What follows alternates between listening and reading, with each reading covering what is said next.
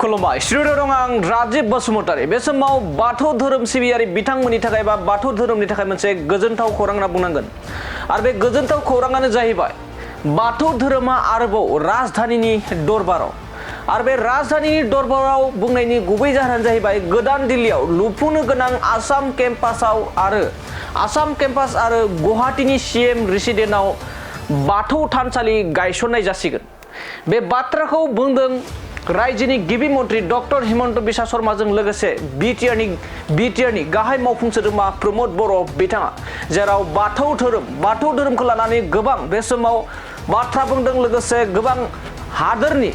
मन्त्रि एमएलएफोराबो बाथौ धोरोमनि सायाव गोबां माने बाख्नाय जाथाव बाथ्रा बुंबाय थानायखौ बे समाव नोंथांमोना गोबां नुबोखादों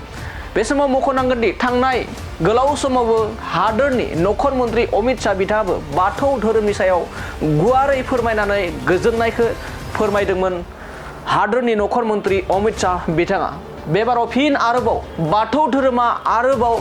राजधानीनि दरबाराव होनना बुंनांगोन जेराव गोदान दिल्लीयाव लुफुंनो गोनां आसाम केम्पास आरो गुवाहाटीयाव थानाय सीएम रेसिडेन्टआव बाथौ थानसालि गायसननाय जासिगोनखौ बे समाव बिटिआरनि गाहाय मावफुं सोद्रोमा प्रमद बर' बिथाङा खौरांनि गेजेरजों रोखा खालामनानै होनायखौ बे समाव नुना मोननाय जादों। मानगोनां चिफ मिनिस्टार बिथाङा बुंदों जे बाथौ धोरोमानो बुहुमनि गोजामसिन धोरोम एबा भारत हादरनि बयनिख्रुइ गोजामसिन धोरोम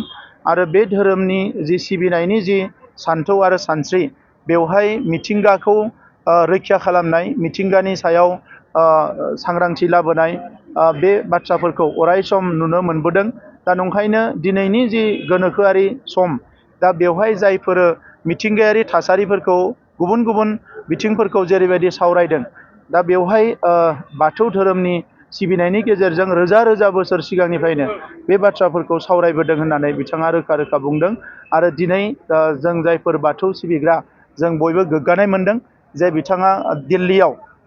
जि गोदानै आसाम भवन जाबावगोन बेवहाय जि मोनसे गखाय न'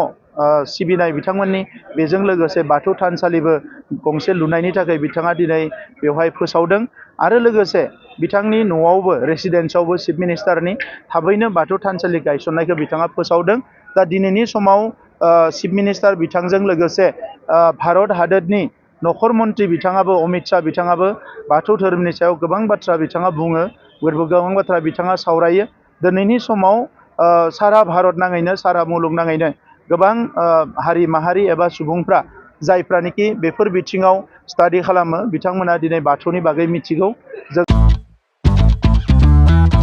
मोनसे गोजोनथाव खौरां क'क्राझार सहरनि जेडी रडजों नांजाबनाय सुदेमपुरी गांजेमा बाजाराव थानाय आइ आफा मेड लाइफ बीएम हस्पिटालाव बेराम सोखानो हानायनि गोबां खाबुफोर दं जेरै नोंथाङा आइ आफा मेड लाइफ बीएम हस्पिटालाव गासै समावनो इमार्जेन्सि डक्टर्सफोरखौ एभेलेबल मोननो हागोन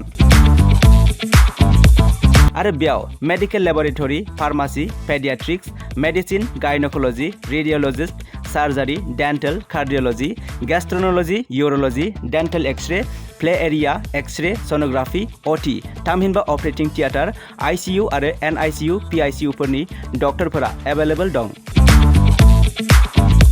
लोगोसे normal delivery C sections gall bladder stone kidney stone appendix आरो हार्नियाफोर बेराम जानायफोरखौ अपारेशन खालामनायनिबो सुबिदा दं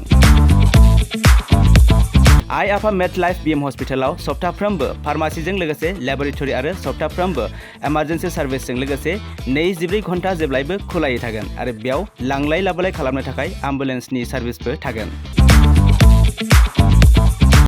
बेनिखायनो ओनसोलनि सुबुंफोरा बेराम आजारफोरजों भुगिनानै दंब्ला क'क्राझार सहरनि आइ आफा मेड लाइफ बीएम हस्पिटालाव फाहामथाय लाफैनो हागोन लोगोसे नोंथाङा 9101655430 एबा 8822688026 बे जानबुं नम्बरनि गेजेरजों थोंजों कल खालामना आबुङै खौरां लाहरनो हागोन।